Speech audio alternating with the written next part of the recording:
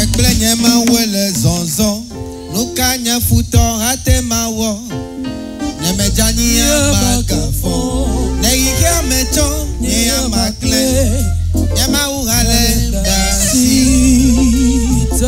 Vonvon melio.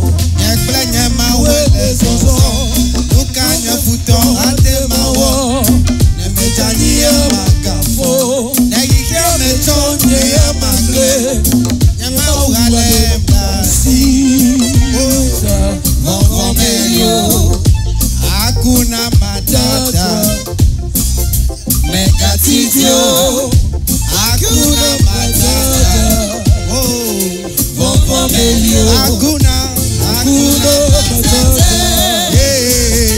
Mekatitio Hakuna matata Vonvon melio Nyakple nyama wele zozo Nuka nyafuto wate mawo Nemejani ya magafo Negikia mechon nye ya magre Nyama ugale dasi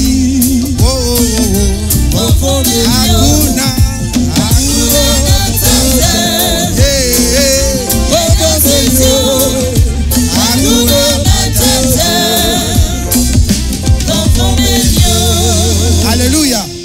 Miati tele miawa foji miaka fumau Mida glona mau enyaro li mida glo troya nemele glonya amen komia mida no glo nembe yesu edudilo miabe amen ndekwe amen kaka mi ajole tepe ya komi be amen ola va menami amen yesu edudilo amen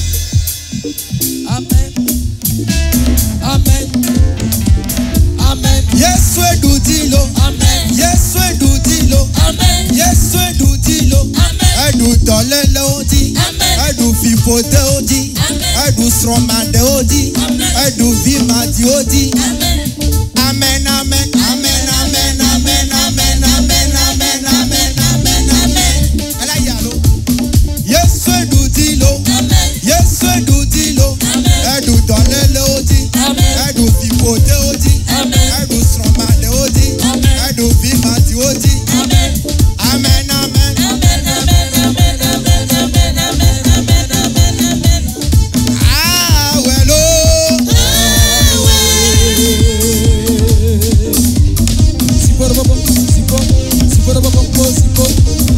Yesu la welo eya de Yesu gale na ne oge eya de Yesu gale na ne oge Yesu la welo takuvione idi takuvione idi takuvione idi takuvione idi takuvione idi takuvione idi takuvione idi Yesu la welo eya de Yesu gale na ne oge kabofade eya de Yesu gale na ne oge kabofade